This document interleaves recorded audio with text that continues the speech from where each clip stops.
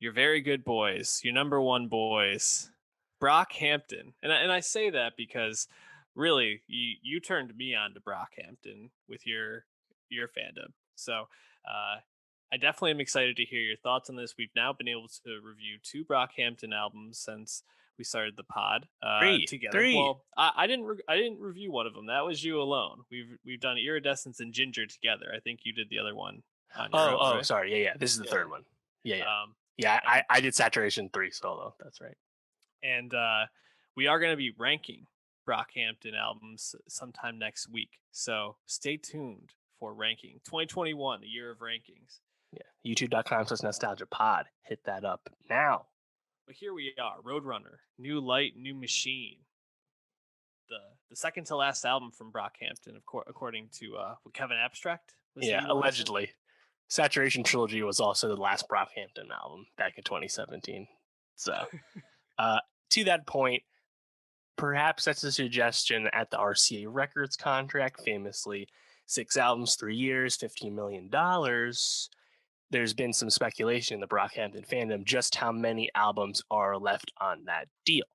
It was signed in early 2018, so we know Iridescence and Ginger and Roadrunner on that. That's 3. This other one coming out in 2021 and before. Does Kevin Abstract's solo album Arizona Baby count? It was released on RCA. You can check those notes. I don't know. Amir Van's EP Emmanuel was not on RCA, so that probably doesn't count. But either way, that seems to suggest there's another album missing on the deal. So yeah, we'll probably call bullshit on there being only 2 Brockhampton albums left. But I think we've said from the jump, given the way these guys move and talk, that would not be surprised to see these guys take a hiatus, work with other people, branch out again. They've stopped living with each other full time for years at this point, so the Brockhampton dynamic has definitely changed over the years. But yeah, I think there's more albums in our future. I think most people probably think that. Well, and Dave, why don't we set the table just a little bit? Iridescence. I think after the Saturation trilogy, we were like, this is still really good. Like, this is really interesting music. Some real high highs on there with some real duds as well. Ginger felt pretty forgettable. I was even reading I just looked over the Ginger track list and I was like, no sugar, but I don't really recall many of these songs. No Halo was a nice highlight for me in that St. Percy sample. But yeah, for the most part, Ginger was a letdown for sure in 2019. And so, what were your expectations going into Roadrunner? Right. And I think that's the thing, right? We talked about Iridescence. Like, wow, this is unlike the Saturation trilogy, pretty obviously. But I think it's still largely commendable music. A lot of really interesting stuff there, but because it was more distorted and experimental, it's not as easily accessible as some of those Saturation era bangers. So it's just different, but still well made. But Ginger, as you said, just kind of underwhelming and forgettable stuff, but also unexpectedly carried that moodiness over, right? Post everything that happened with Amir leaving the group, they seem to still kind of be in the feels, but Ginger didn't feel like as good of a time in the process, right? Fast forward, a year and a half now to Roadrunner.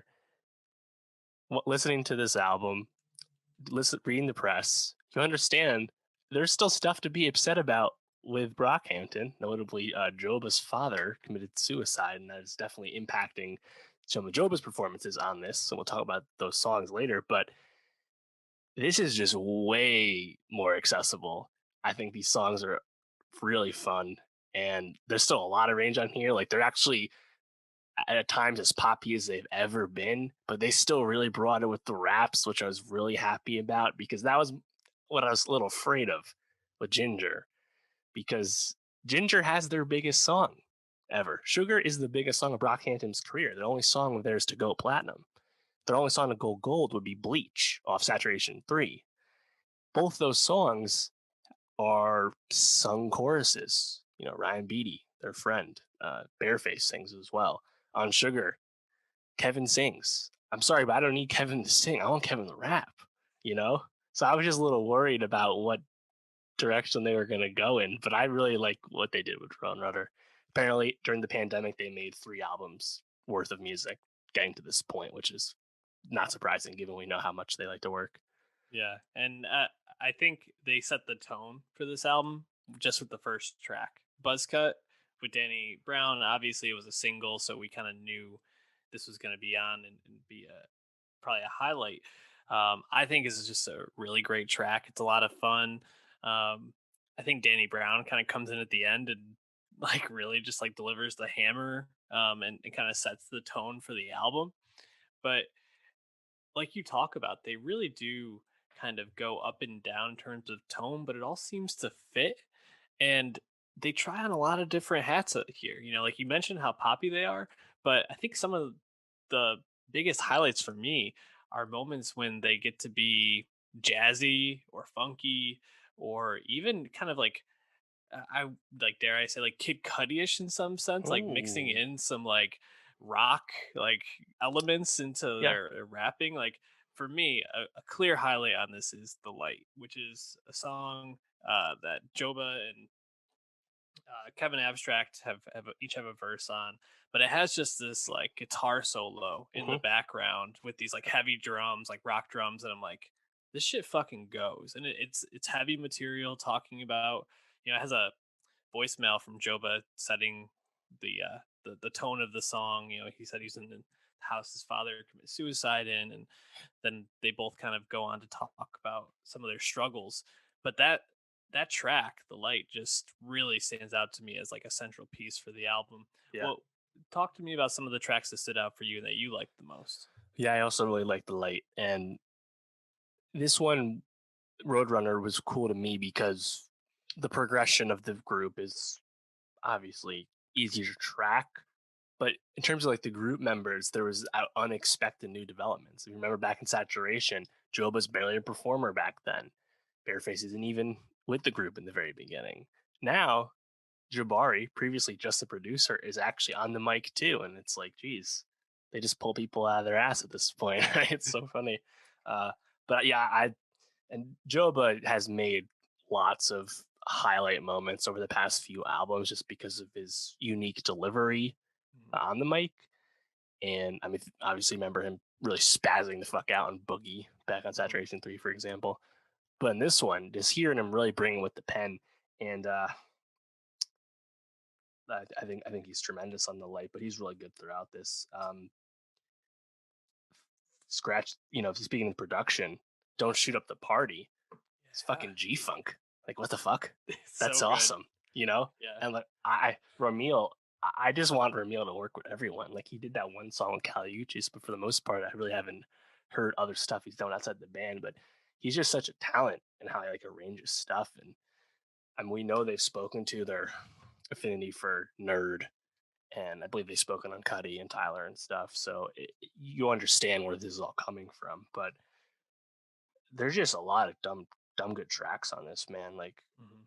I was really pleased with this. And it's actually funny to look, and this is tracking to be their least selling album in like 4 albums. And I was like, Jesus Christ, because like Ginger was a pretty successful album for them from the jump, first week Mhm. and stuff. And I wasn't expecting that, and I feel like people are going to be missing out because like if you were a Brockhampton fan, I don't know how you can't be pleased with this. There's just so many moments. Not to mention, they finally acted like an RCA Records managed group because there's hella guests on this, really for the first Yeah. time in a Brockhampton project. Apart from like the Dominic Fike appearance on the Kevin solo album, there really hasn't been anyone high profile at all, and even Fike wasn't high profile at that time. But this one, like JPEG Mafia. Okay, well, he's not the most mainstream guy, but no, we got fucking ASAP Rocky on this. You know, With a like Caribbean accent and like toned down voice, he fucking kills it, man. He's so good on I thought this. Rocky was great, and God, I need new Rocky music, man. I was really excited because he's good on this. Shawn Mendes is on this. Yeah, Uh, what? Charlie Kevin, I Wilson? don't fuck with no white boys unless the dude Shawn Mendes, famous line. Now you got Shawn Mendes on this, right? Charlie Wilson, as you said, man, so satisfying, really. And I thought all the guests were used quite well. They're definitely not people that would ever tack on somebody for fame. And they actually spoke with the Guardian a few weeks back about the desire to get a hit and how Ginger, their biggest song, didn't quite become a true mainstream hit. And like Ramil wants hits, and Dom speaks about wanting to just stick to what they are and not be worrying about stuff like that. And it's interesting to see the guests they pick, right? And like, I don't Mhm. do I expect any of these songs to be hits? No, probably not. Again, given those first week sales, that's not a good start anyway. But I think they did a really good job. And I think my favorite guest spot though would be early on. JPEG Mafia, Peggy fucking spazzes on Chain Mhm. On. Yeah. Absolute spazzes, man. So many good lines. The Vine reference, for example. Yep. Ah, man. So many moments. So many moments. Yeah, there's some really great moments. And we I think maybe even one of the best songs we haven't really talked about is the longest song, Windows. But Yeah. that song is so fucking funky and jazzy and like it's just like everything Brockhampton does well where they take these like bits of ideas and somehow like just let them like flourish and grow and make something great. I never would have expected to hear a song like this because like we've heard them do like jazzy, you even think about something like Wildfire 1999 and you're like, Yeah. yeah, this is kind of in the same vein, but they just like there's like just a saxophone solo that just like goes off in the middle of this song. There's like flutes coming at like out of the woodwork. It's fucking crazy. I love it. One of my favorites for sure. That definitely one of my favorites as well. Windows, the only song on Roadrunner to feature all seven of the main Mhm. performers on one track. Actually, there's a physical version of this album that has four additional bonus tracks. I have not heard those yet, but looking forward to checking those out as well. Um, yeah, man, I think my favorite verse overall is that first verse on "Don't Show Up the Party" from Kevin. Kevin has spoken about like more political things and more social things. Obviously, as an out gay black man and his experience with that with his family, and also as being a man in America writ large. But I think he does a good job. And again, combine that with a song that also fucking slaps. It's a good combo. For sure. Uh, Album of the year for you so far? Oh, I hadn't thought of it like that. I mean, we haven't had too many big albums, right?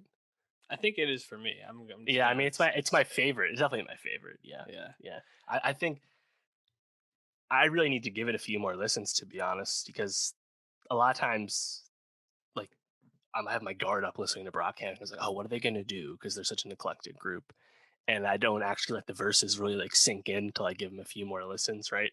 Mhm. Um, preparing for the rankings we're gonna do next week, I've been listening to a lot of their older songs as well, and it's like, you just sometimes like the fourth verse from Matt or Merlin or whoever it is, it's like, oh man, like all these guys have something really unique about them. They know how to bring in because you have someone really talented arranging like Ramil. Like they just have a great chemistry, and I'm looking forward to that second album. I hope it does stick to coming out this year. But even if it doesn't, we'll obviously wait. I would love to hear a lot of the other albums they haven't released. For example, I think the most popular wish list album from that would be Puppy because that was the album they made uh, before Iridescence. It was supposed to come out, and then everything with Amir happened. They basically scrapped it. So that was probably really rap heavy and had a lot of good Amir verses. And it's like, we'll just never hear that one, Yeah.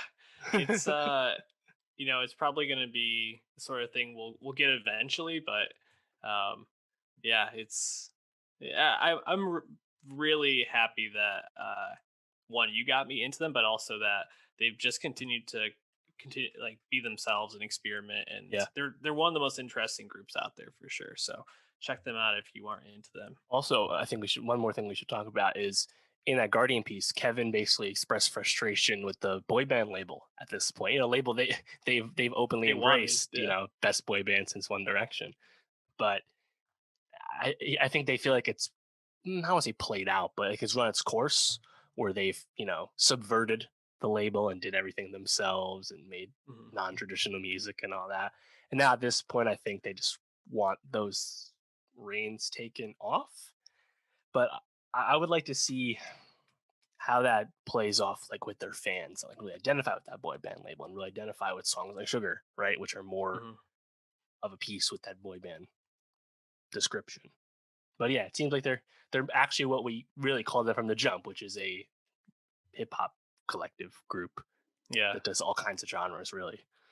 Yeah, I think it's the sort of thing where they don't really like being labeled. no matter what it is. Mm. And I respect that, and it's also very like this generation and this time, which I like. But you also can't have it both ways, where you say label me as this, and then people label you as that, and you're like, no, don't label me as that. Right. Yeah. But fluidity is important, so be respectful, and we'll call them whatever they want to call